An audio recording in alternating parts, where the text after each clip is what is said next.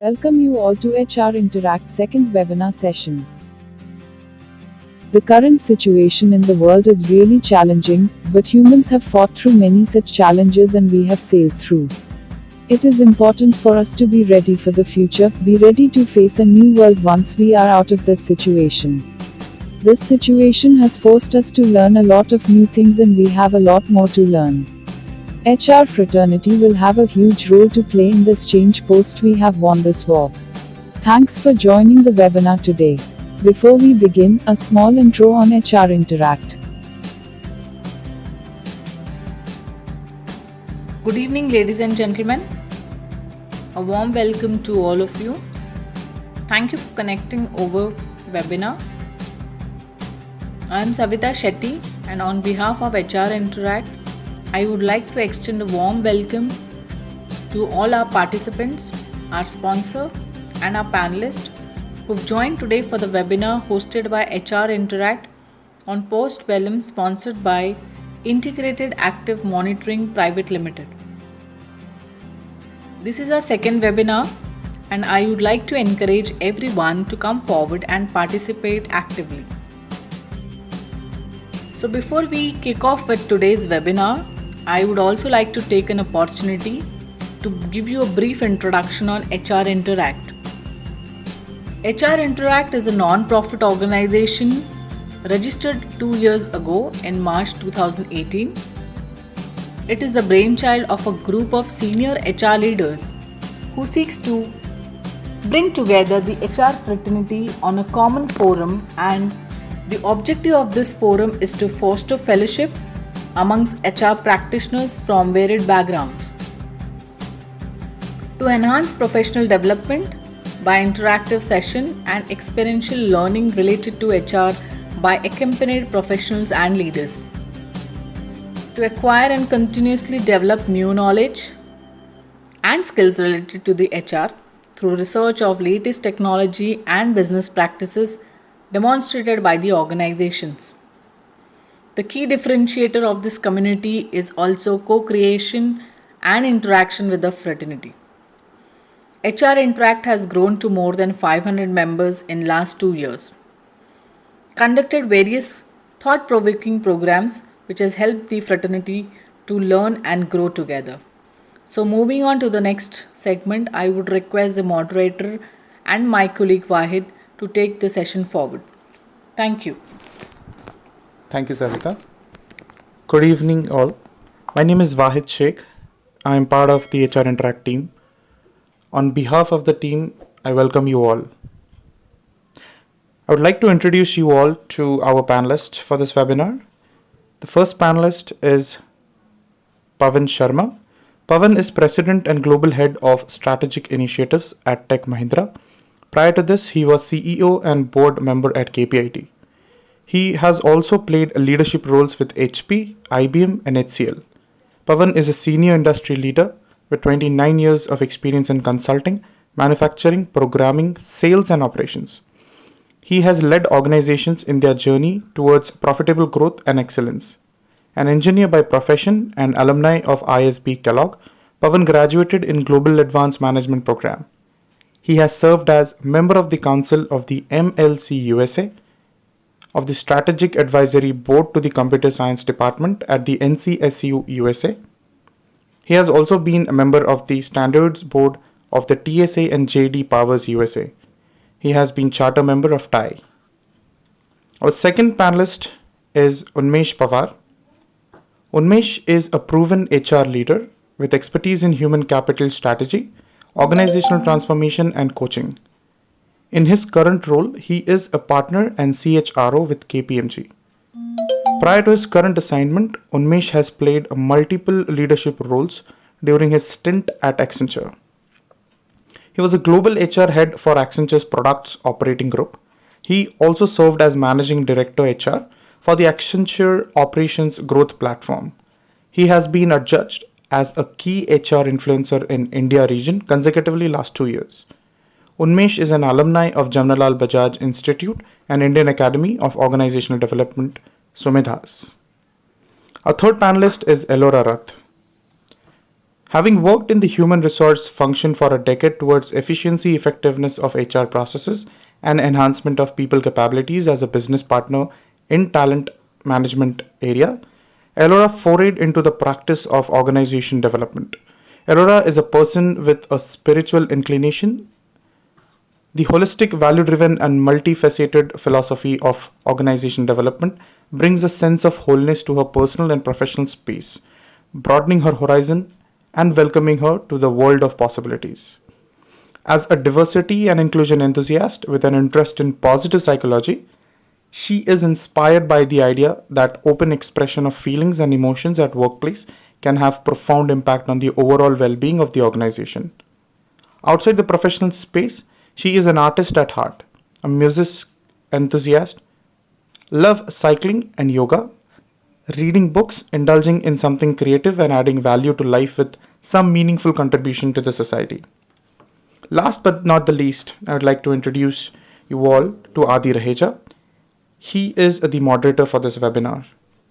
Adi, I would request you to take the session ahead from here. Thank you. Thank you, Wahid, for the intro session. So, here is our first question to all our panelists.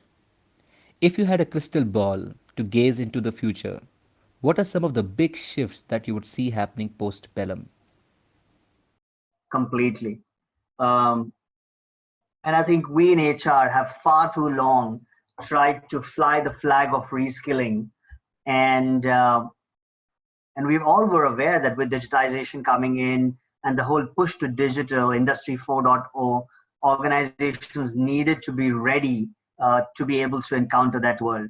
What's happened right now is the corona pandemic situation has only pushed us and accelerated this. And organizations now will have to, no choice, really look at their workforce and really think about what do they do with this workforce.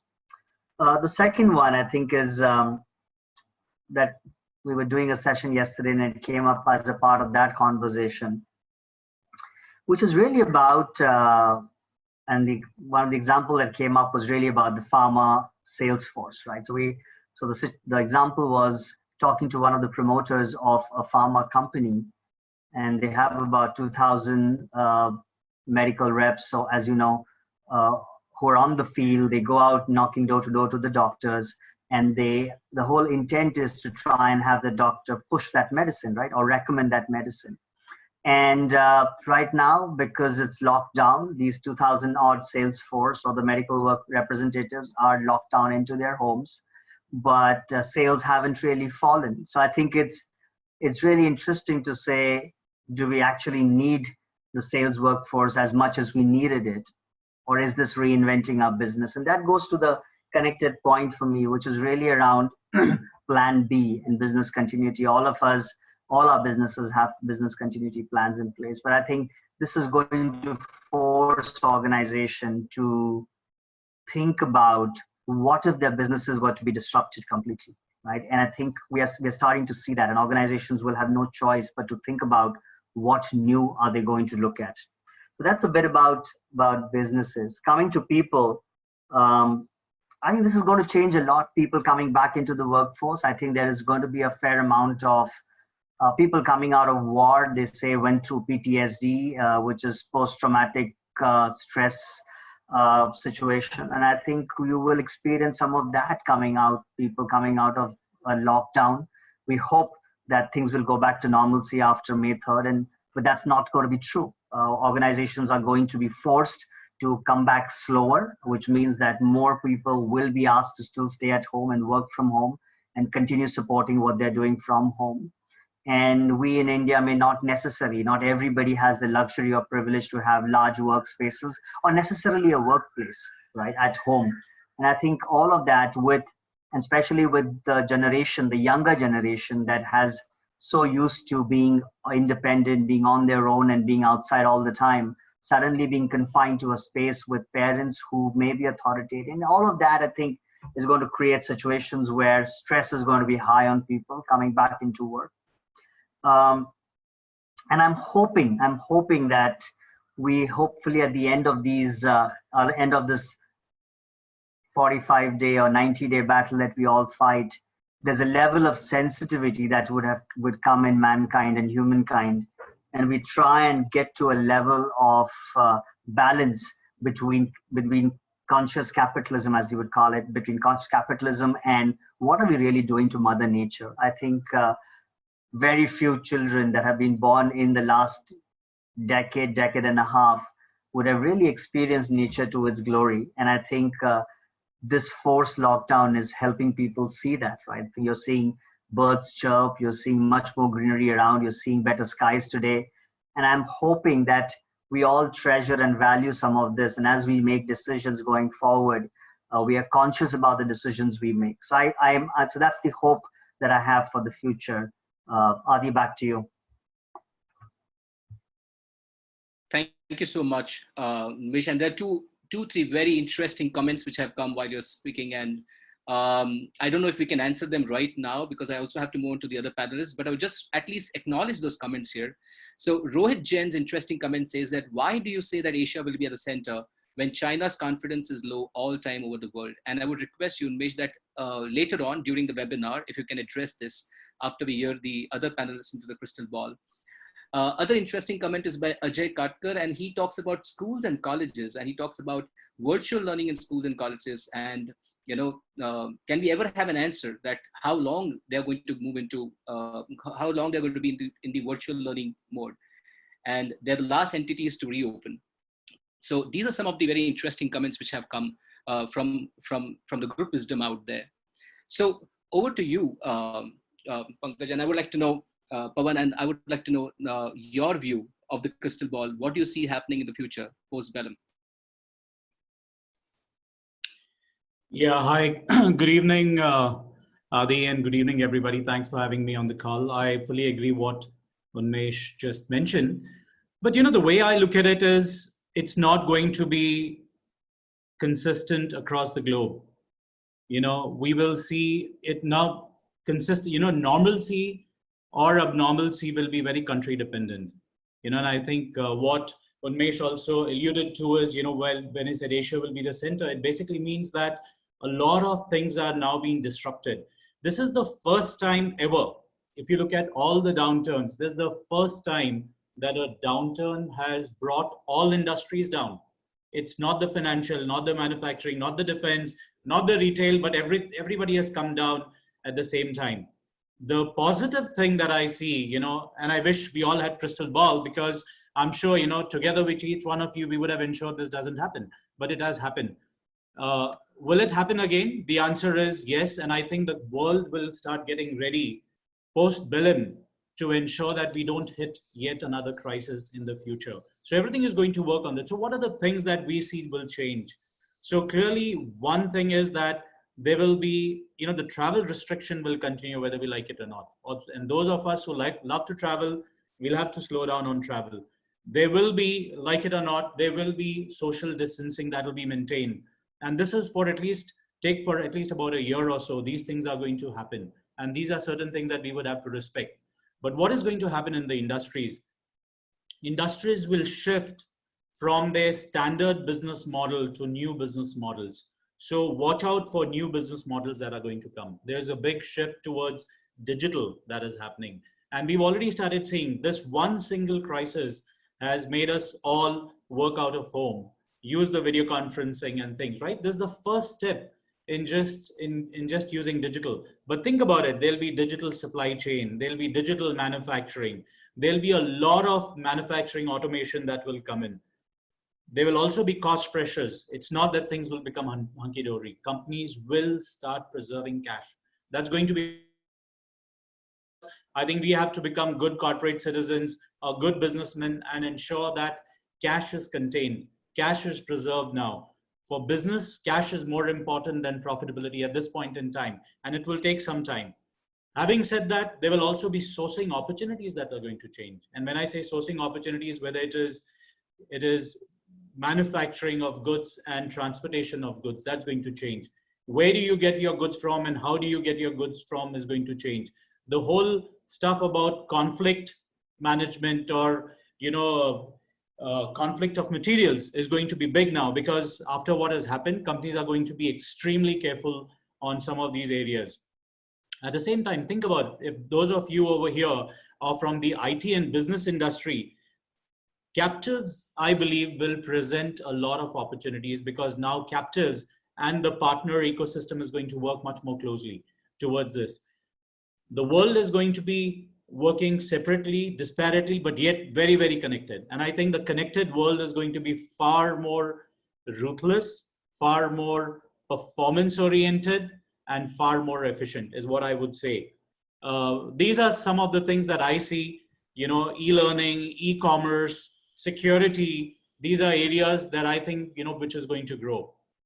In a nutshell, if you ask me, post Bellum, how do we think? I think, we'll see a healthy world. We'll see a connected world. We'll see a very little combination of digital and the physical world coming together, which is the phygital world. That's going to give far more benefits than, we've ever got. And one of the examples that you saw is, I always keep saying is extreme automation. Everybody talked about extreme automation, but right now extreme automation is going to come. These are some of the positives that we see, but then there are negatives also. Post Bellum is going to take time. So if we are thinking that everything is going to be fine, I don't believe. There would be a U-curve. Most of it will be a U-curve. It's going to take some time. So we are going to see pressures on jobs. We will see layoffs coming in the global world. That is going to happen. We'll see salary reductions happening. These are a few things that are going to happen. We will see change in the way products are bought and delivered. All these are going to happen. And I think Unmesh also referred to one of the things about Salesforce. Yes, there is going to be a lot of disruption in the market. So what is important is, what is it that we are going to see? And I think somebody in the chat mentioned about online virtual university. This is another area that we are going to see a lot of it happening. So what is going to happen post Bellum, right? Or crystal ball? I think each one of us is going to go back to school. Each one of us is going to go back and learn new things which we haven't done in the last so many years. I think just to sum it up, that's what, one last thing that I see, a big change that I'm going to see. Companies will start working more with contractors and freelancers. The freelancing community is already if you see in the last 6 months have shot up tremendously.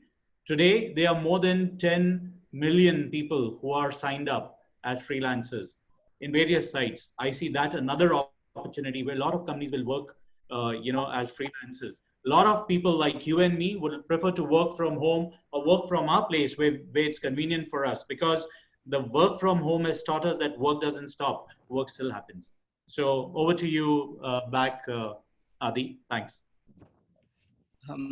Thank you, Pawan. This was tremendously insightful. And I love the word that you used today, and that is phygital. That's a combination of physical and digital, and it was very interesting to hear that. Before I go to Elora, I would like to give a big shout out to Kshitij, Kulpreet, Meenal, Shiva, Sadanand, and everybody else, including Nivedita here, for contributing to the chat windows. I'm listening, I'm hearing your questions here, and some of these are going to be covered later on. I would also request the panelists to keep visiting the questions from the audience here today. They're very interesting ones, and if you could include them in your further contributions there. So let me hear from you, Elora, now, that if you had a crystal ball to gaze into the future, what are some of the big shifts that you see happening post-Bellum? Thank you, Adi, and good evening, everyone out there.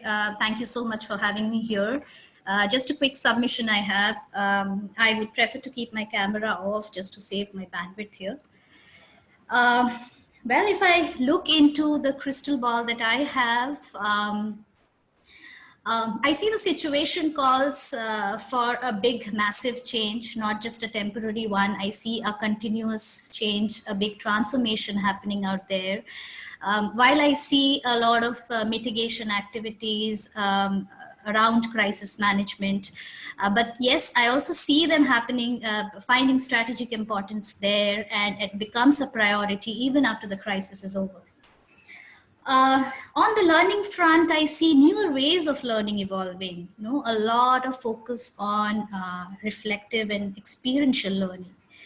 So while the focus is on reflection, contemplation, it's also about the learning mindset, the adoption of learning mindset as a skill, because that further allows for reflection on improving the situation, because I said it's going to be an ongoing thing now, and that also calls for creation of safe space for people to reflect. So I see that evolving big time. From the systems perspective, I see the functional boundaries dissolving a lot more. As we look at the bigger picture, I see a lot of flexibility and movement beyond the current role, the role boundaries there. While there is a shift definitely from the challenge-based approach to the opportunity-based approach today that organizations would like to adopt, and valuing more, not only valuing tangibles, in fact, valuing both tangibles and intangibles, as emotional well-being is going to go big at an individual, organizational, and the community level. So that becomes a priority there. I also see a lot of shift in the new skills, new age skills coming up. The competencies, the vocabulary around the competencies that we use today. A lot of that will change. The way we solve problems, the creative thinking capability that we have, entrepreneurial capabilities, like Pawan said, that we are seeing a big gig economy evolving going ahead. So I see a lot of entrepreneurial capabilities also finding way in the organizations today. While yes, there'll be a lot of change around the infrastructural upgradation, newer ways of working, new styles of working. So one thing I'm looking at is, amidst all this doing that we are aiming at, how are we evolving?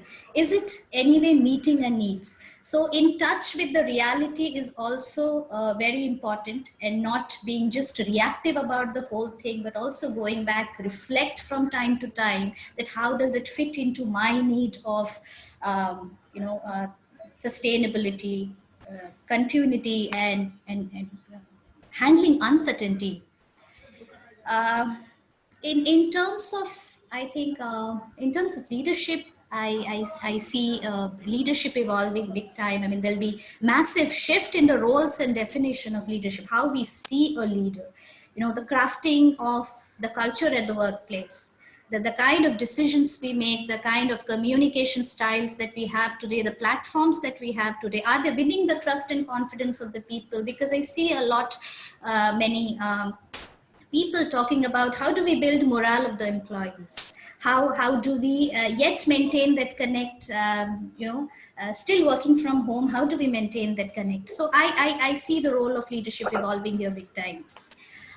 Yes, and finally, I think we also have to be a lot prepared for a lot of risks to be taken, to implement something that we've never done before, because this situation is one of its kind. I mean, it's a lot of, all of us have faced this the first time, and it had been never thought of it. So it calls for something we've never done before, because the situation is never been seen before. That's it. Over to you, Ali. Thank you, Elora. And I was smiling all the way through while you're talking, because this was such a beautiful blend of a humanistic and systemic view to the situation, where you spoke a lot of humanness in your interaction towards anxieties and empathy towards it, and what could HR do about it in terms of motivation, morale, and what we are going through emotionally, mentally. At the same time, you also spoke about the systems and the functional boundaries at the same time. So it's now turned to look back into the audience for the next chat storm here. And you heard all the three panelists. You also are going through so much. You're getting so much information from all places. Everybody is wondering what is going to happen post-Bellum. What is going to happen when we are going to go back?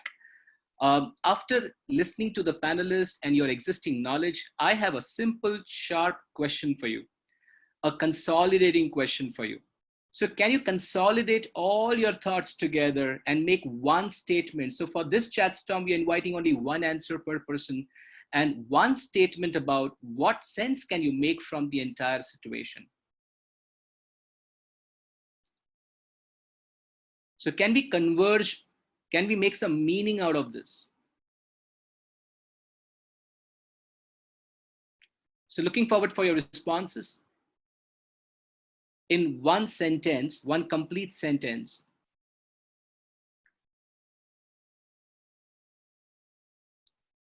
So we've already started getting some responses here.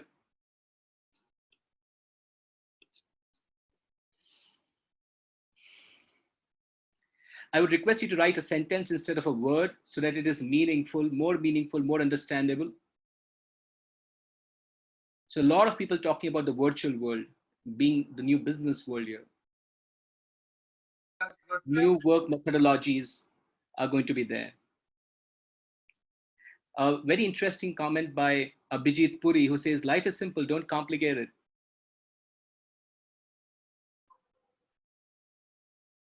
A lot of people talking about virtual and digitalization. Sunil Kashikar's response is keeping balanced mind in the face of continued uncertainty. Very interesting responses coming. More human way of dealing with work. Anshuman says, I'll update my bucket list.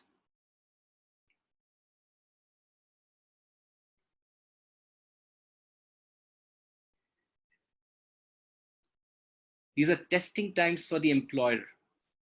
Employees will not forget any steps they take, positive or negative. Kunjal Kamdar, this is a very brilliant contribution. Thank you for saying that. And Kulpreet says, get ready for a new beautiful version of life.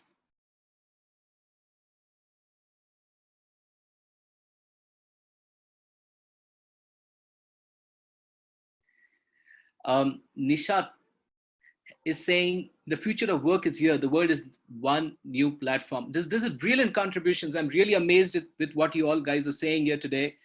While you all are contributing, please keep on doing. By the meantime, I would like to give a big shout out to Anshuman, to Manish, to Atanu, for doing the digital capturing of all that is happening today, so that and Sanchita also for capturing all the notes of this webinar so that they can be sent you back in a documented file. This is the HR Interact team, guys, for you. Let me now pose this question to Elora again. And the question is, what sense can you make from the entire situation, Elora? Thank you, Adi.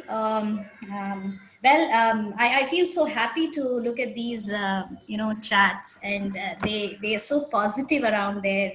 And my meaning making, if I have to see, for me, the spirit, like any other crisis brings, it marks the time for some really deep contemplation and reflection. While there is a hope to sail through, because any, whatever situation it is, it's not going to be permanent. It's the impermanence of everything out there in the universe. But the current feelings are governed by a lot of fear and panic amidst people.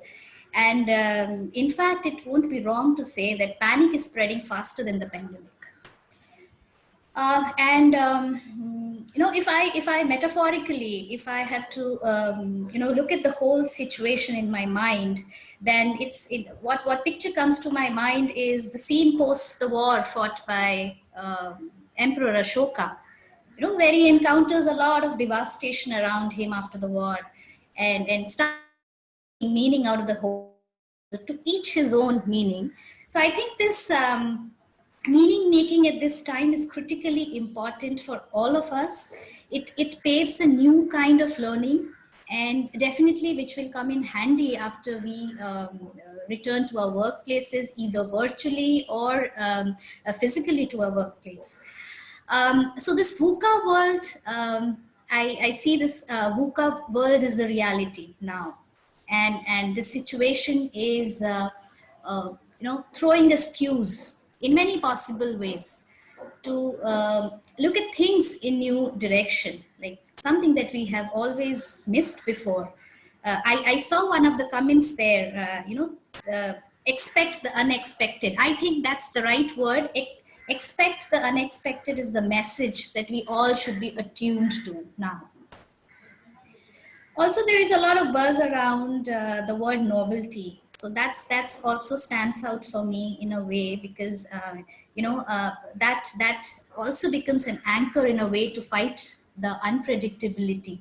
It also talks about strengthening and building a lot of predictability within oneself, because outside it's all uncertain. So how much of unpredictability can we build in within to fight that uncertainty outside? So going in, I think, is something that we'll have to look at. We have to look within now. For the organizations also, I think there's a lot of power that can be derived from these, reflections, joint reflections towards the situation. And I'm sure there's always a room for evolution, because there is no concrete solution focused reactive approach. It is mostly guided. It's more intuitive than impulse. I can say it has to be more intuitive. We have to rise beyond the obvious, see the unseen, feel the unfelt. And at an organizational level, individual level, you talk about the community level. And I think this is going to build our muscles to cope with the outside reality only if we get within and see how the shift is happening. And I also see the role of corporates beyond business, and profit making. So the whole organization now has to become change agents for the bigger economy as a whole, to create a better place. So because this pandemic itself has made us reflect on this, that we as humans are a lot vulnerable and not much is within our control. In fact, there are times when nothing is within our control. So in face of such a crisis, can we build on the existential psychology of finding meaning and purpose for each one of us amidst this crisis, which will help us sail through this? Yes. Thank you. Thank you. Thank you. And I think you brought in a lot of heart and intuitiveness into this entire discussion today. I have been talking to so many people since the time this has happened through various interactions. I think a lot of people are stuck with strategy, a lot of rationale, that what can we do rationally? There are steps, there is planning around it. But rarely we come to, we get to hear this, that you need to be intuitive in this particular situation. And possibly that is the new age faculty that we need to get access to. I would like to expand this question, magnify this question for you back again, Alora, and that is, while you're talking so much about the individuals in terms of how we can, have more predictability within ourselves, you also spoke about organizations and how they can thrive and look beyond business. A simple, straightforward question, with very possibly just 2 or 3 point answer. The question is, what kind of organizations will be the first to adapt to the post-crisis times? So what kind of organizations would be the first to adapt to the post-crisis times? And I would like to request the audience to make a note of this, because this is where we're talking about building new organizations too. So back to you, Alora. Yeah. What kind of organizations? I think the key to adaptability here, post-crisis, lies in building resilience. So we're hearing a lot of this word today, resilience, and there can be different meanings assigned to this word resilience. At an individual level, it may mean absorb these hard blows yet bounce back. Have that positive mindset. At an organization level, I think it would be a mix of, anticipating what's next, and also a lot of improvisation on the way. So a robust, agile, and creative organization, I see, something, an organization like this, which can sail through, all these, absorb a lot of stress and tension, yet be flexible, adaptable, resourceful in tapping on to the wisdom of its own organization.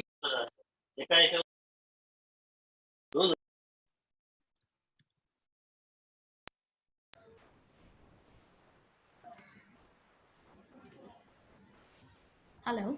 Laura, we Am lost I, you for a am I, moment. Yes, yeah, you're audible now. Can you please am continue? I Yeah. audible? Yeah. Yes, Yeah. you are. Yeah. Please Yeah. continue. Yeah. Yeah, so I was also thinking about, organizations all the time try to build answerability, accountability in the system. So how about thinking of building something called questionability, where we encash on the power to ask questions. Can we be curious? Can we have the solutions from our own people? Can we have possibilities tapped in?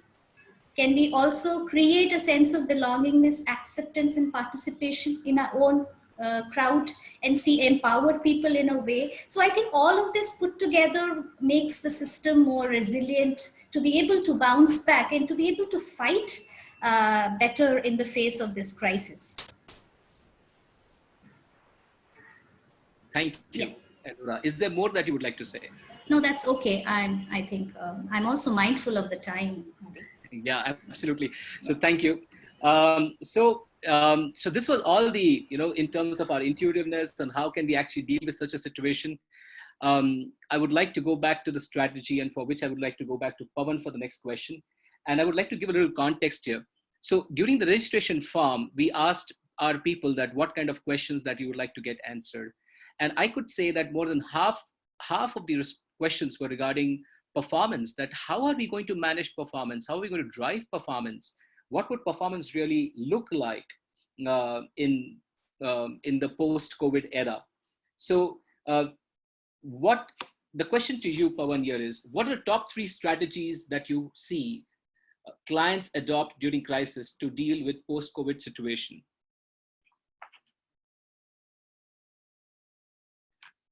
Yeah, am I audible? Yes, absolutely. Okay. So first of all, I think before the organizations, look at how they want to handle the, what their strategy would be. I think as a leader, as each one of you, and especially we have got a lot of people over here, my request is that you as HR leaders and we as business leaders have to ensure that we bring in a lot of energy, the physical body energy, the emotional energy, and Laura has been bringing that word, but even mental energy at this point in time. We have to ensure that we don't get lost in short-term survival. So we have to stay clear of the mid-long term, filter out whatever is the majority of the information, that we read or we see on the TV, and be extremely focused on, what we have to do right for the organization. And when I say organization over here, it's very specifically the people. Strategy, I think now is, if I have to define strategy and what companies are going to be, looking at, strategies post rationalization of what things will go right now onwards, right? Nobody can look into the crystal glass and say what is happening, what's going to happen. But clearly, the first thing that I think companies are doing is focusing heavily on stabilizing their infrastructure. And when I say infrastructure, it is the digital infrastructure, whether it is their, servers running, whether it is their, their e-infrastructure like the applications, or it is the infrastructure that manages the supply chain, right? Whether they are shipping properly, they are getting everything. These are a few of the things that they have to ensure that they ensure that the SLAs are not missed now with them. So if I'm a manufacturer and I have to deliver something to my customer, I need to ensure that I am meeting my SLAs of manufacturing. I'm ensuring that my suppliers are now in sync with me. So companies are now looking at a single source of truth, right? It will take some time for them to bring it together, but a single source of truth for supply chain. So first is looking at the infrastructure, Second is bringing in single source of truth. The third very important thing is financial management. As I said earlier, they will have to start focusing on the financial resilience. They will have to revisit their forecast. They'll have to revisit their budgets. They will have to ensure that money is prioritized to see where it has to be strength. These are the three things, if you look at what the companies are going to look at. This is the overall, this is the overall way the organizations are going to look at.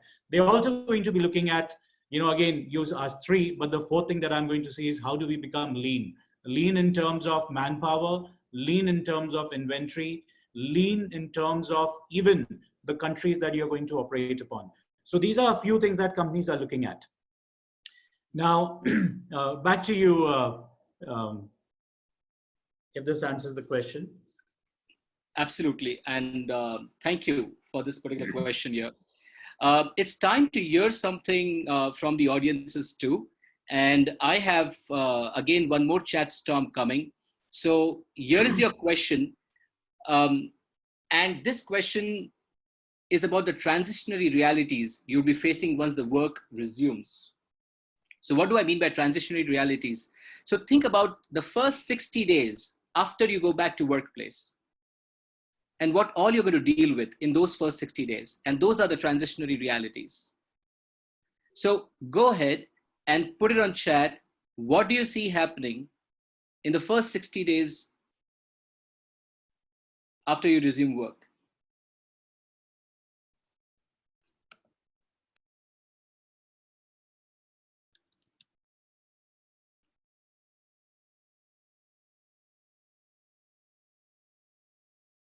So we already have chats flowing, and maybe it's also a difficult question to imagine and answer.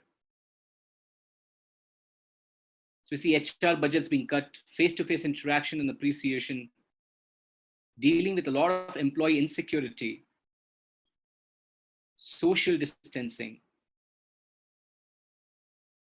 extra effort to meet targets. Mental health will be an area of concern, financial restructuring, layoffs, mental health.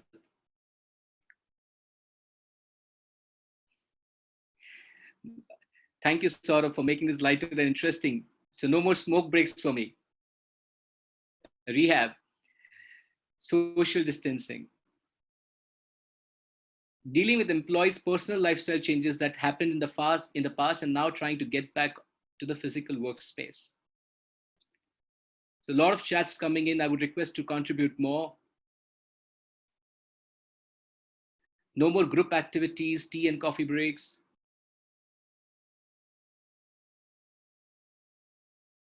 More people would like to stay offshore than going to on-site.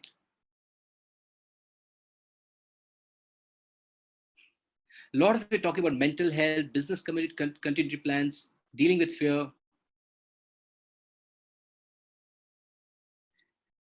Wow, this is interesting. And I would like to take this question to Unmesh now, that these are transitionary realities that the HR folks here are talking about. Can you share with us that how do HR folks really deal with these transitionary realities?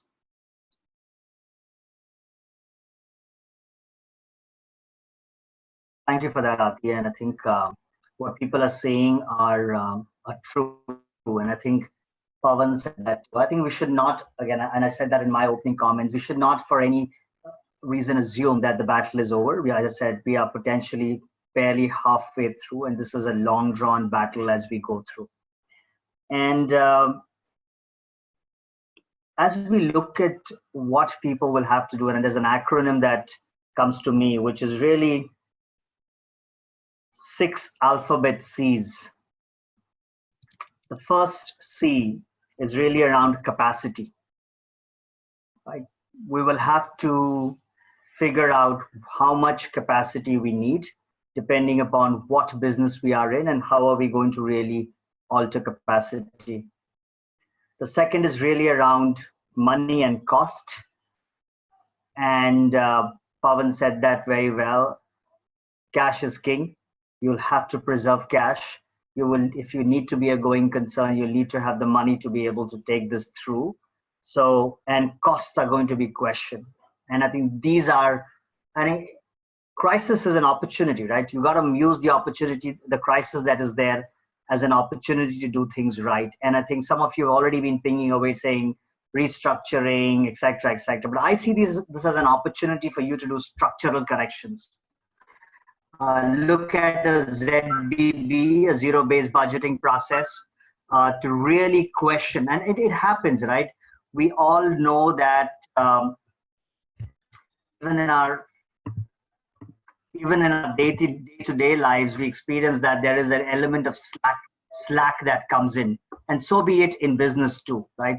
Costs need to go out of a whack, and this is the opportunity to really do ZBB and really look at your costs. And well, I'm sure there are a lot of organizations that can help you do that.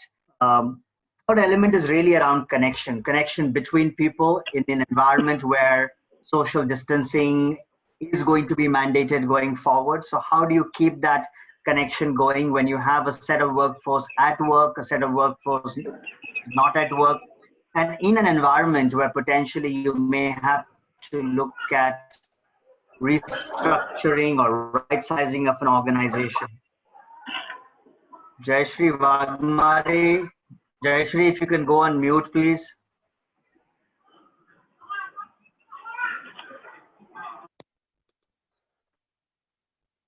Or somebody can put Jayashree on mute. All right, great.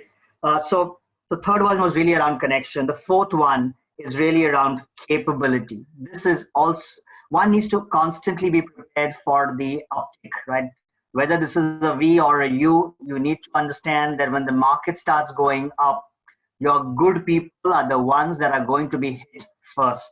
They are the ones who are going to be picked by people, even in bad times. These are the people that organizations are going to go after and pick on. You need to have an approach around how, as an organization, are you going to manage your talent, and what capabilities you need now and what capabilities you need for the future, and how are you going to develop those capabilities and put your arm around those people that are integral to your business now and into the future. The fourth element is compliance. In an environment like this, you're going to have tons of requirements of compliance from different parts, from regulatory authorities, from local bodies, from businesses that you're operating in, and local bodies that manage that business. So therefore, as an organization, what are you going to do to be able to comply with all of that? And especially so in a world where we are all going to be still having a lot of talent working from home. And organizations are today talking about saying, we see a world where 25 to 30% of our TCS, I think, talked about it, where 25-30% of our talent will be working from home, right? And therefore, cybersecurity becomes imperative. How are you going to ensure security of client data, etc., is going to be very integral. And finally, how are you going to manage this change? And I think Elora said that well. This is transition. People will be going through waves of changes as we move forward. So how are we going to manage as an organization that change, help people come to terms with that reality? Never in mankind's history have we been felt a need to be as agile as we are. Learning and unlearning real time, all the time, not something that necessarily we have done as much. So I think those were the things. But at the core of all of this, Adi, I think is imperative, is really the guiding principles, right? I think all of you, and my recommendation to all of you as HR leaders, practitioners, business leaders, is really anchor back to your guiding principles. Prioritize on people's safety and well-being, and protect the well-being of the business. And the second that jumps to me really is lead from the front with actions that truly inspire trust and confidence. People and your clients will remember you for these times. What you do for your clients and what you do for your people now will be remembered for infinity. Treat people with fairness, with honesty, and be very, very transparent in your communication. Fourth one is test and align your decisions against your purpose and values. Those lofty vision statements, purpose statements, value statements need to be coming to life now, because those are things that people are going to be watching very minutely. Anticipate uncertainty and aim to make decisions for today, tomorrow, and beyond. It is very, very easy to take short-term decisions and go for a haircut or cut. But you need to understand things will get better at the end of this. So you need to plan for today, tomorrow, and beyond. And finally, I think it's imperative, whilst we will see a greater amount of globalization is going to be questioned going forward, but I think it's imperative to maintain a local and global mindset when you're really making decisions, because I genuinely fear that people will take decisions which are very self-centered, which are very local, and that could hurt the broader business. So those, I think, are my 2 pockets. So my answer again is the 6 C's that I've offered you, and then the 6 guiding principles that I've offered. So that's, on that note, Adi, back to you. Thank you. This was absolutely very structured, very insightful. A lot of takeaway in this section, Unmesh, and thank you so much. And while you were contributing, there were some very amazing chats also coming. So big shout out to everybody there who's putting up chats there. So we have chats from Sonal and Elena who are talking about trust. There's Kalpana who's talking about trust again. And a lot of people here are talking about in terms of how do we come together? What would be a new defining way for us? So keep contributing on chats. I'm reading every chat here, and I'm going to read it aloud if there's something very interesting and powerful related to what we are saying. Also, if you're listening to us and you're still there in the game, you're still into the webinar and you're having good time or whatever time you're having, please use the reaction buttons down there to let me know that how's this webinar really going for you. So there's a thumbs up, thumbs down, and many different reaction buttons there to choose from. So while you're giving us your reactions, and I would look out for that, I have my next question coming up. And this question is for Elora there. You see a lot of chat is actually talking about stress. It's also talking about, you know, people's emotions and what people are going to feel after they come back. So the question here is, how can HR folks deal with the emotional upheaval once everybody is back to work? We're still talking about in the context of the first 60 days. So what do we do in those 60 days about so many emotions coming up there? Hello? Yes, Elora, we can hear you now. Hello? Yes, Elora, we can hear you. Go ahead, Elora, we can hear you.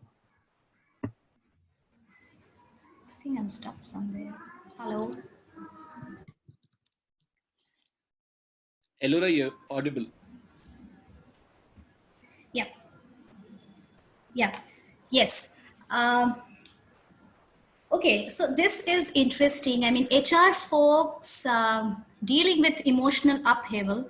I have always felt that, holding and containing the emotional baggage of the situation, maybe current situation or any stressful situation, is not just the job of HR folks, but it's the job of the whole organization as such, and with bigger responsibilities, yes, on the leaders and the HR function.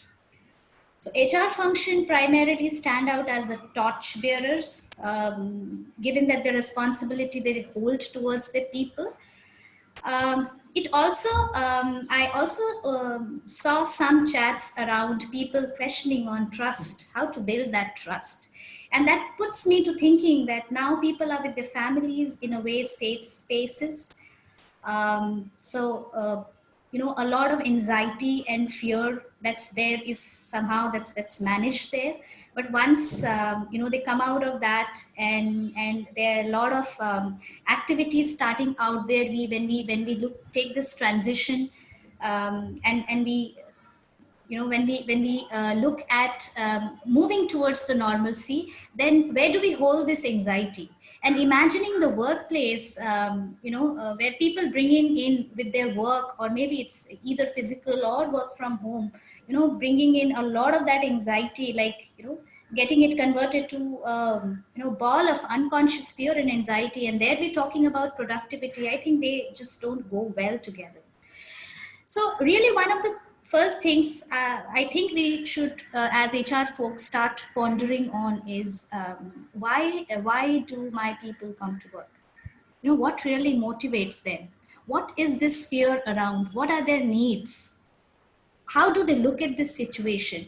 And the most important thing when we have to do this to connect to the emotional side of people, I think the key is to first be connected to our emotions.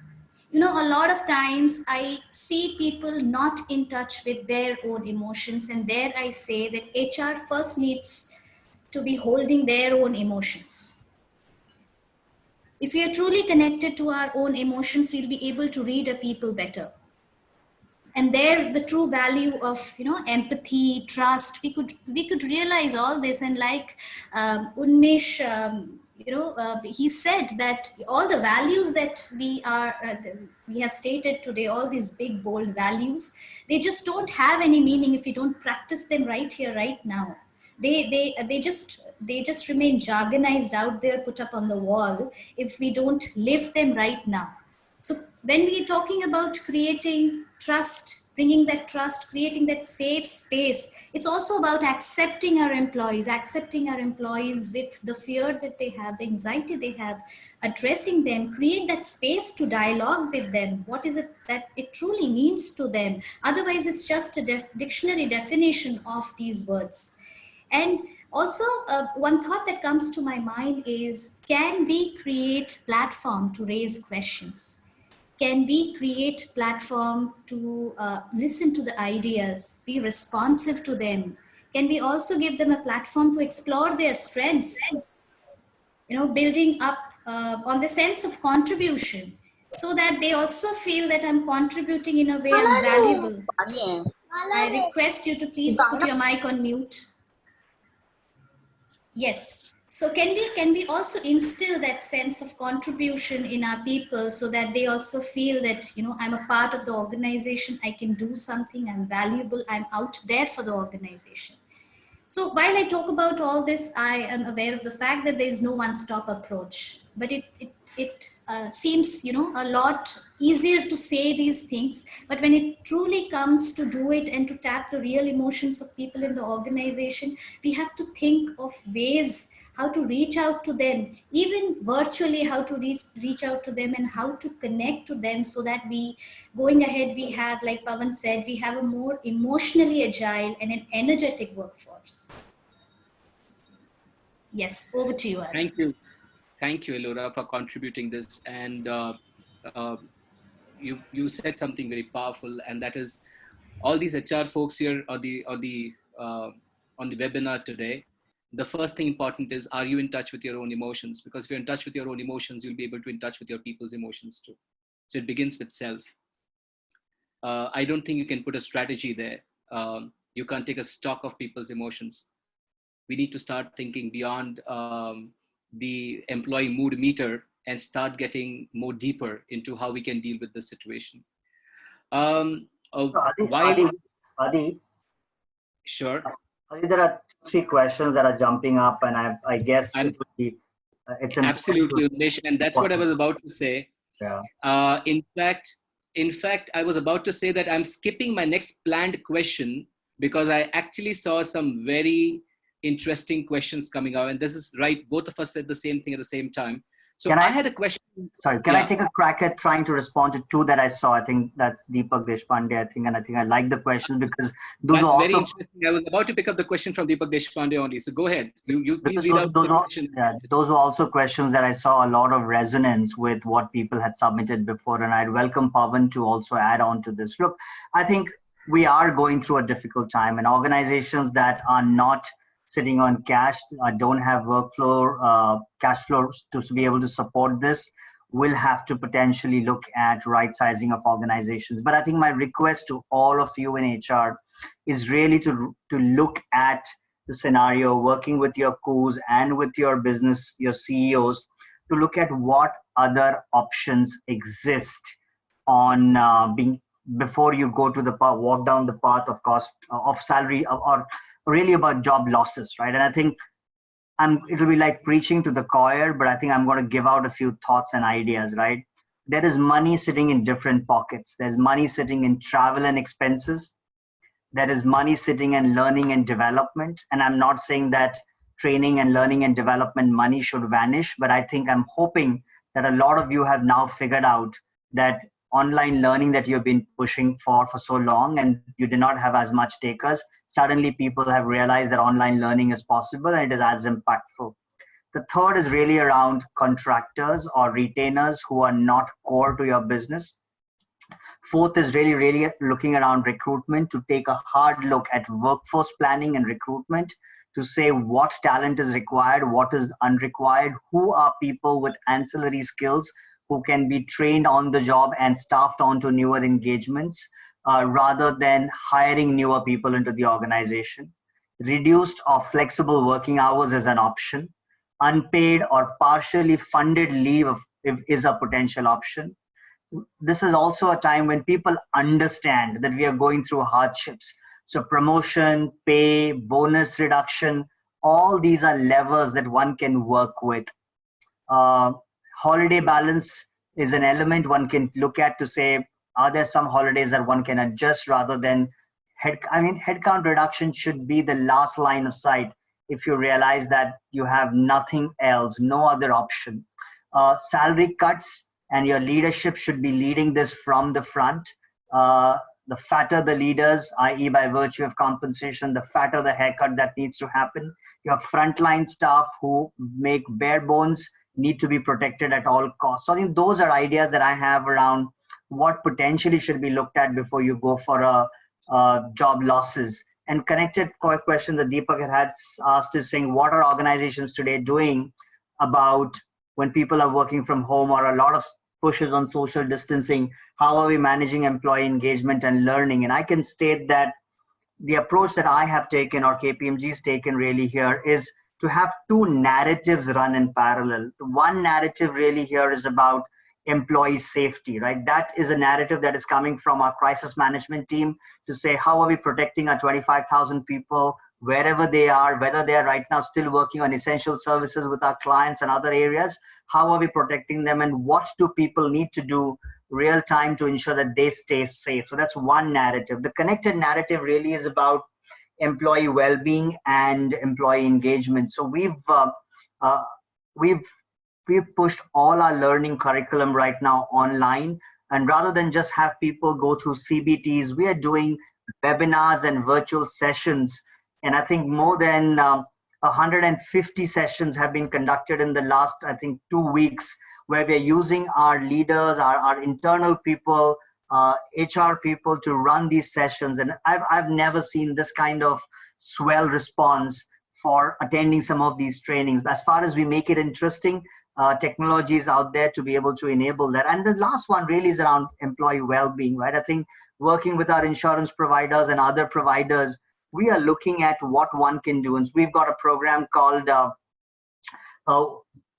Dash of Vitamin Josh, which really runs 3 programs in a day. It starts with stuff in the morning where people start with yoga and things like that, to the middle of the late evening, early evening. There is something about posture correction, nutrition, and things like that.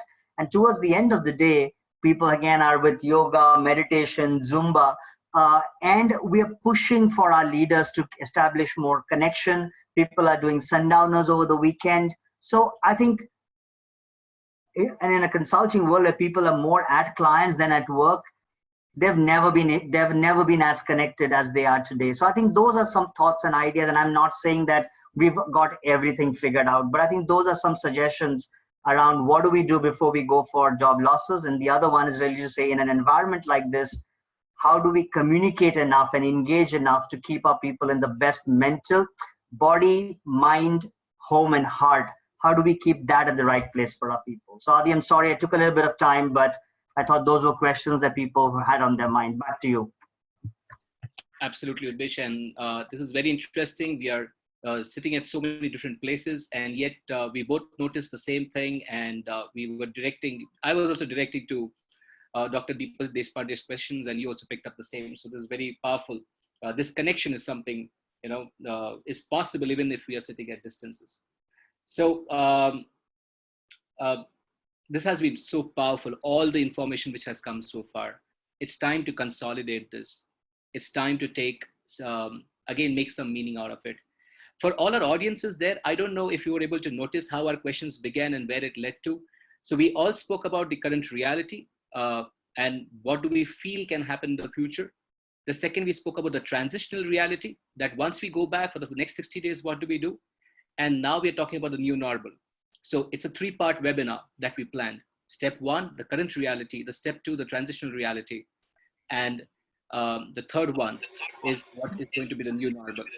So this is the question that I'm going to ask all our 3 panelists there.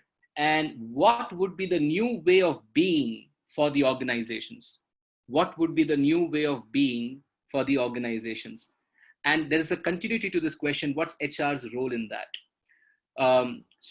I see, Pawan, your mic to be unmuted, so you can begin with this one. What could be the new way of being for the organizations, and what is the HR's role for that? Sure. So firstly, what, Adi, I would like to do is I would take you a little back and see, what is happening. And since most of the people over here are from IT and ITS enabled companies, right? So clearly we are seeing that there is a tremendous pressure on the projects across the globe, right? So service providers, captive companies is taking a lot of that brunt that is going to look at, right? There is not going to be much of new business that's going to be coming out, at least for the next 2020, right? If things go fine, 2021, we'll see it. So there's a shift that is happening, right? There's a technology shift that companies are looking at. So the first shift that they are looking at is they are moving towards cloud. So there's a massive cloudification that is happening at this point in time, from an infrastructure point of view, from an asset, from an application point of view. There is going to be a massive amount of work that is happening around security to ensure that the business continues. And the third one is a lot of flexible working hours. I think Elora had referred to. So what is it that we are seeing? We are also seeing some shifts that are happening, and these will define how companies are, what the new being is going to be. So as I said earlier, crowdsourcing will increase. We've already started seeing companies who are going out and saying, I really don't want too many employees. How can others go and help me build it? Org structures are going to change. There are already companies which are revisiting their org structures. They are revisiting their span of control, right? From those of IT and ITS would understand. Roles and responsibilities are being redefined. Decision is going to be much, much faster compared to earlier. That hierarchical system that the so-called industry companies have is becoming much more flatter, which also means that people are going to be empowered. So people who are able to take decisions are the people who will grow. Mind you, there's going to be a lot of mergers and acquisitions that is going to happen, because all companies are going to scout for expertise. That's the key. So employees will have to change. Existing employees will have to change. Otherwise, you're getting a lot of people coming. How do you integrate with them? So integration is going to be key. Not just the merger and the acquisition, but how we integrate with them is going to be key. There's going to be, therefore, a lot of focus on reskilling. And I think Unmesh and both Elora mentioned, massive amount of reskilling that's going to happen. There's a massive amount of automation. And when I say automation, it's not just automation of how we use an RPA or things, but also if you're working in a factory, factories of the futures are coming in. Digital supply chain is coming in. How are we working towards increasing our productivity? How are we making a difference? So the new norm of the companies is going to be extremely ruthless in terms of performance. It's extremely, while I said earlier, cash is king and profitability is not there, companies are going to look at, what is the value that you bring at the end of the day? And, I think, one of the other things that we have to look at, especially if you ask on the new being, I think all the employees will rise.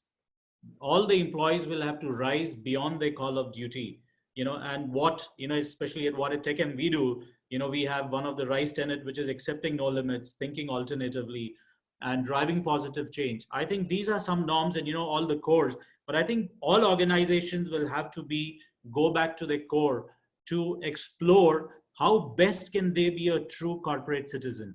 What can they do more than you're not doing? Otherwise, in the new norm, as I said earlier, you will find organization, and I'm not mincing my words, extremely lean and mean. So if you don't make the mark, you won't be inside. If you make the mark, there's going to be stiff competition, because M&As will happen much more than do. So that is, in my view, that's my point of view. Adi, back to you. Thanks. Thank you, Pawan. And I would like to hear from all our panelists about what do you think would be the new way of being for the organizations, and what is HR's role in that? So 3 things that you can talk about the new ways of being, and what are the few things that HR can do to enable that?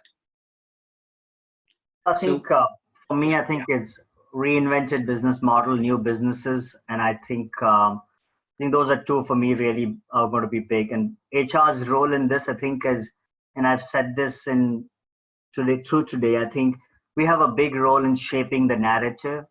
And whilst all focus is going to be in trying to ensure that we keep our businesses healthy and keep it a going concern, I think it's important that we really think about the H and HR as we take these decisions, because people's memory is never going to really fade, because these are tough times and people will always remember how you've treated them. Thank you, Unmesh. Can I hear from you, Elora?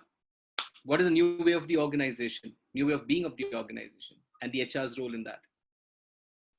Sure, thank you, Adi. I think this question is very interesting, and to my mind, what comes is, what comes big time is the word balance. This is the time, if the organizations have to look at newer ways of being, I think balance is the word here.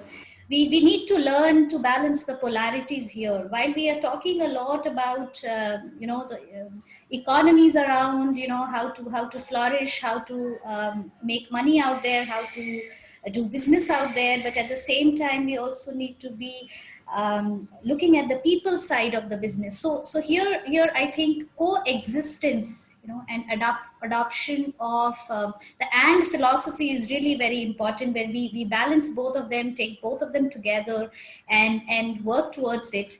And I think HR needs to be really the strategic partner here along with the business in order to show the light moving, because here we're also talking about a lot of impact that people would bring in at the workplace. It's a do and die situation. Today we talk about laying off people. Today we talk about doing away with our people, but it's a very short term. I mean, I heard Unmesh saying that it's a very short term scenario. What happens when tomorrow we get over this and we have a larger requirement of talent? There's a possibility that we'll again go out and fetch these talent from the market. So look at the the wastage of time, cost and energy and all of that. So it's really time we start to balance these things together, put a balance in place.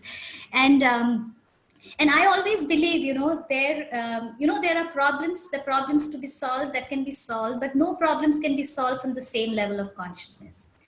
So we have to rise beyond that consciousness level to actually look at this problem through a different lens, through a lens which we have never seen before, and then work towards it. So if I have to summarize it in one word, I think intention stands out for me more than the objectives, target, goals at this point in time. A true willful intention sets the tone for the days to come, for the organizations to align themselves to this ways of being, what works for them in the longer run, looking at both the business side and the people side of it. Thank you. Thank you, Elora. Can I hear from Pawan and Unmesh that what could be the new way of being for the organization, and what is HR's role in that? I think I'd responded to that, Deep. I think it was a repetition, I guess. I already responded to that. Okay. So is there anything you would like to add, Pawan, to this? No, I think they've covered. I think HR's role at this point in time is far more critical, because they are going to be, as we said, right, there are going to be a lot of changes. There's going to be a lot of human aspect that I would get, or I would say our HR would have to put forward. Such thing has never happened before. right? So it'll be also wrong for us to say that, yeah, you know, we have to replicate what we did in 2008 or 2001, or, so I fully agree. HR will have to hold the hands of all the employees. I think there'll be a lot of coaching that will be required for our employees, a lot of coaching for change. I think HR can play a big role in change management at this point in time. And change management is not just about coaching, right? It's a whole plethora. So that's something that I would see HR to play. Thank you. I think this has been a great summary here, but I would also like to hear from our people there. So I want to ask you a simple, sharp question again. And what's your 3-point strategy for Post Bellum? So 3 things that you think you can do as an HR for your organization. Grab your chat windows, participate in the chat storm. Each one of you, tell us what is the 3-point strategy for Post Bellum. So we have Vishal Shah as the opening batsman here, and his first point is engage. Can we hear more from all the people out there?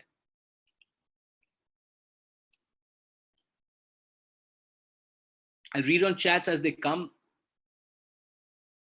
Change management, back to basics, transparency, engaging people.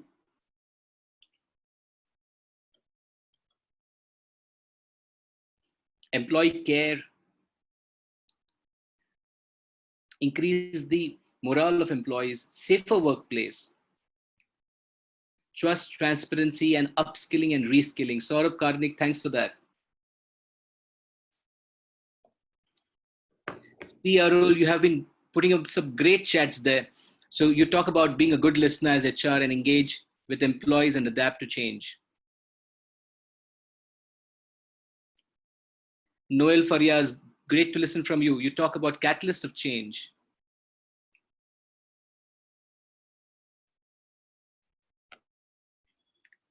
Dr. Deepak Deshpande, after some very powerful questions, here's your point. You talk about don't operate from the past, look for new ways. Kshitij is drawing the line there and talking about empathize and don't sympathize.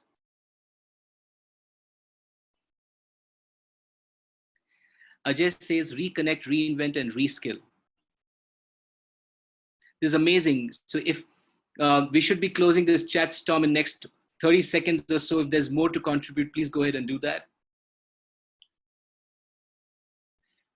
Suvanshu, our previous moderator, I hope I'm doing a decent job today, Suvanshu. I was very unhappy replacing you. So she says, HR playing a balanced role to empathize, but to talk on how staying focused on business objective is also important.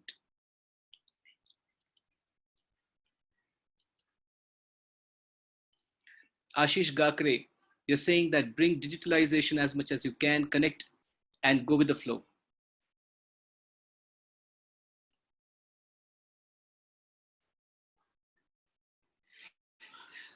Thank you everybody for contributing to this group chat. This has been really amazing. I want you to pause now in a moment and share with us on the chat window, how has been your experience about this entire webinar today. So it's almost closing time, but stay there. We're going to take a group picture with everybody. So can you write in 3, 4 words there, how has been your experience of the entire webinar today?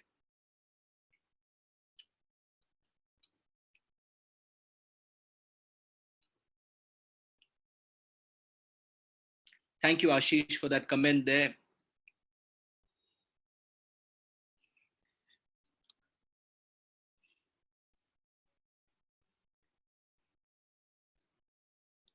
Kshitij, Rahul, Preeti, Manisha, Dr. Deepak, Subendu, a big high five to all of you for this contribution here.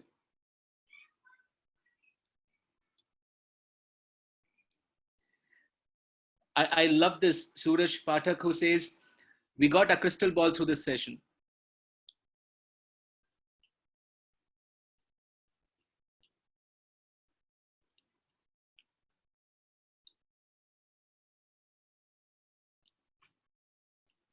C. Arul, Shubhangi, Santosh, Vijay, Tejashri, a big high five to all of you too. And a big high five to the entire HR Interact team. I've already spoken about Manish, Anshuman, Atanu, and Sanchita. Let me also talk about some other people at the back end. Tulsi has been there as a timekeeper, as a policeman for the day today. Dinesh and Sudesh handling the technology piece and the registrations and everything there. Bhushan helping you to send reminder mails. I hope I've not missed anybody out there. But Wahid and Savita for the introductions, our sponsors for helping us to do this webinar today. In case if there's anybody out that I have missed out, let me tell you, we are a team. Okay, so please put on your videos, everybody, for a group picture. You have stayed muted for a long time. You can unmute too, wave a hand, look at everybody while we take a group picture here.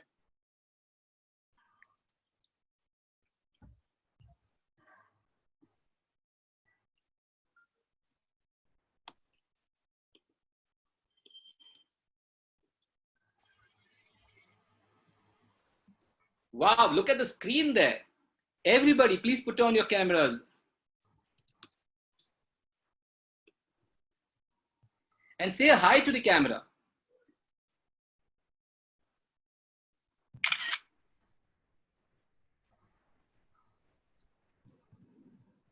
So this is running into multiple pages. So keep on saying hi. Hemant, Vishal, Dhanashri, Navdeep, can we have your cameras on? Shiva, Samsung Galaxy. Preetam, Dhanashri, Karthik, Elora, can we have your camera on? It's no point saving the bandwidth now.